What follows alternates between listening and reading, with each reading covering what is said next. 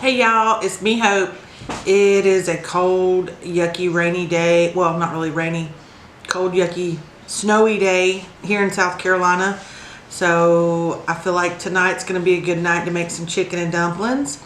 Now I make my chicken and dumplings two different ways. So tonight's actually going to be the chicken and dumplings from scratch. If you guys want to go ahead and follow me to the kitchen. Alrighty. We are in the kitchen and I have started my chicken and dumplings out with chicken thighs. I have five chicken thighs in here that I'm going to bring to a boil, and we're going to boil it up. I'm going to add, of course, salt and pepper. Well, not really pepper, a little bit of pepper. I'm going to add some salt to this water, and this is going to be our base. So we got our chicken boiling. Now, if you like chicken breasts, you can put breasts in here. You can boil the whole chicken if you want to boil the whole chicken. That's what my granny used to do, or my great grandma used to do, is boil the whole chicken and just go that way. But thighs are pretty cheap, and you can feed a whole family, at least a family of 6, on what I'm about to make for less than the cost of this chicken. So probably maybe 10, 12 bucks. So a family of 6 for less than $12 is what we're going to do tonight. Alright, now we're going to go ahead and get our dumplings started. It's just like making homemade biscuits. Some people make homemade biscuits. Some people don't know how to make homemade biscuits. But what I'm going to do is I'm going to get about 2 cups of flour. Now, when I make homemade biscuits, I use self-rising flour. But when I do my dumplings, it doesn't matter. You can use all-purpose or self-rising. Either one, it doesn't matter. And I got my biscuit bowl. I don't know if y'all can see this. That was my great-grandma's biscuit bowl. So,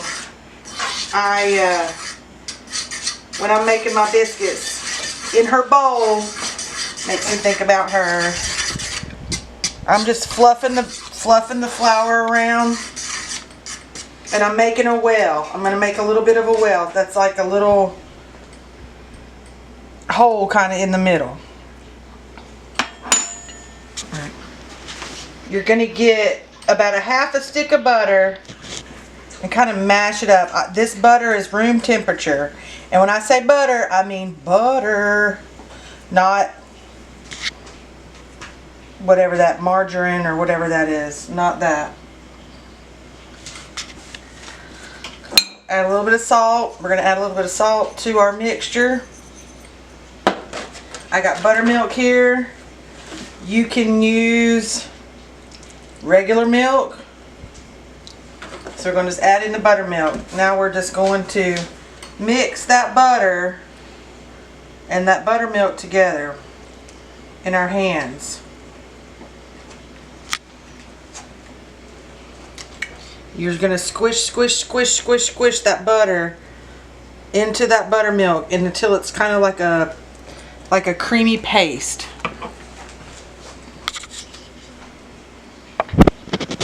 Once you get this into a creamy paste, if you can see that, I don't know, it's like a paste kind of.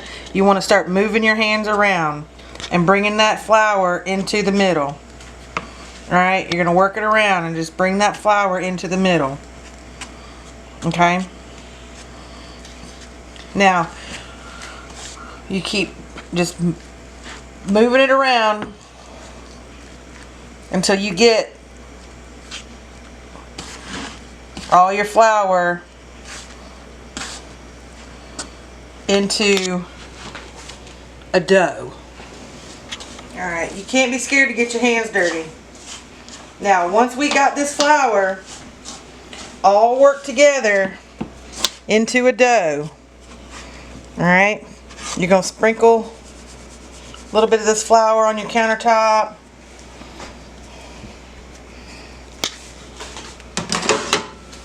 And you're going to get the dough off your hands.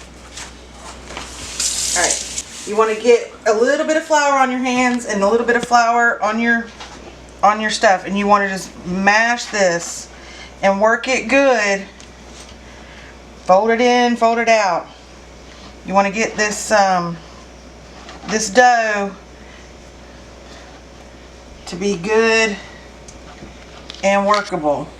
Now, if you were making biscuits, regular biscuits, you would not be kneading it this much. You want to get this flour worked really good because you don't want your dumplings falling apart. So you want to make it good. It's a little bit tacky. That means a little bit sticky. That's why you want a little bit of flour on your hands. But you don't want it to dry out and crumble. So you're working it good. You're working it together. You're making a good dough ball. Okay. Now it pushes back a little bit. It's a little bit sticky, but it's not coming all apart. It's easy like to roll it up, like when you was a kid and you put glue on your hands. That's kind of how you want it to be. All right. And as soon as our water's done, go ahead and put the dumplings in. I have taken my chicken out of my boiling water. So this is my salted boiling chicken water. And I got my dough over here. So I'm just going to pinch my dough about a little bit of a dime size, a little bit, maybe a nickel size. And I'm going to roll it and I'm going to drop it in this boiling water. And I'm going to do this consistently until my dumplings are in here. Now, with dumplings, you do not want to stir it a lot. So, you pinch and roll.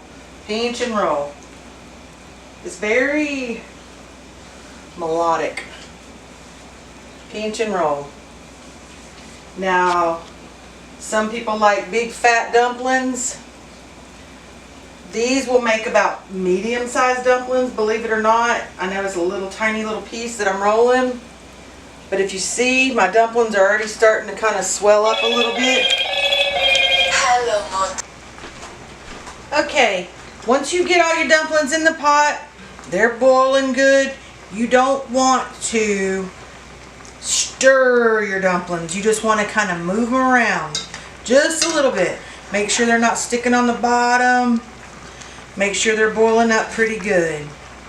If you stir them, they're going to break apart and then you're just going to have a big gloppy mess of dumpling gook. Ugh, we don't want that. So I'm going to go ahead and add in a lot of pepper. Pepper is good. You want that pepper. Maybe a little bit more salt. I know the water was salted, but we want to make sure that they got some good taste and flavor.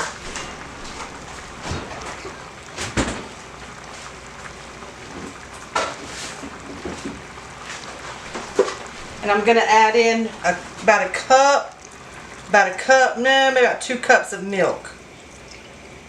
Okay. Here's where we don't want to stir. We just want to move them around. Let them dumplings do their thing. And they're all nice and individually dumpled.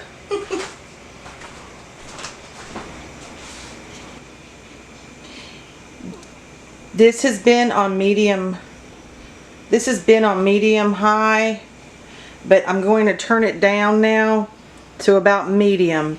Now that I have the milk in there, you don't want the milk to scorch on the bottom, and you want those dumplings to continue to cook.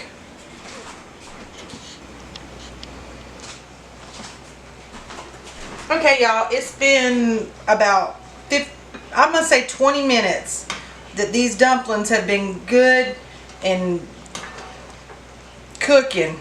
We don't these kind of biscuit dumplings take a little bit longer to cook. So now they're pretty much done. So what I'm going to do now is I'm going to add in, all I got's one big can you can add in 1 small can or a half of this big can of cream of chicken soup. Now, you can do this without the cream of chicken soup, but I like it. It gives it a little extra something. So anytime you want to, you can modify any of these recipes. Speaking of recipes, all my recipes are actually down in my description. My husband told me last night that I need to make sure I tell everybody that, because people don't look in the description, but I didn't know that. So all these recipes are down in the description. And once I got my cream of chicken all stirred in, I have deboned and pulled off my chicken thighs. Now you could have done this with a rotisserie chicken and wampum biscuits, canned biscuits. Same recipe, just use the chicken, the rotisserie chicken, and the canned biscuits. And there you have your chicken and dumplings easy through the weeknight.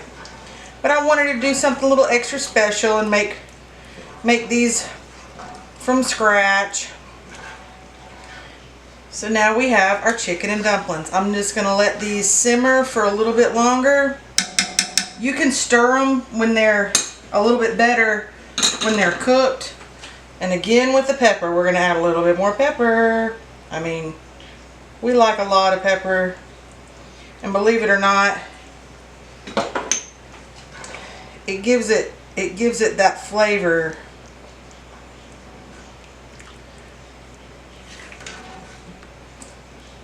So I'm just going to let this simmer for about 10 more minutes, and then they'll be ready to go and ready to eat.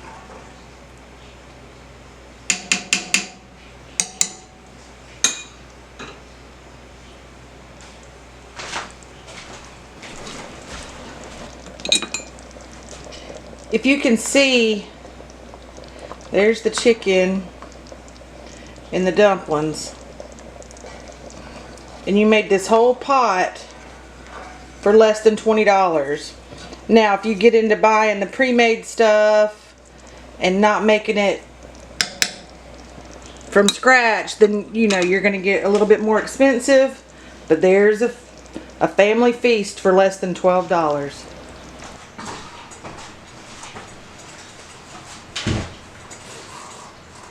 And there you have it. Homemade, from scratch chicken and dumplings. Not as scary as it seemed. You got to get your hands a little bit dirty. Takes a little bit of time for this one.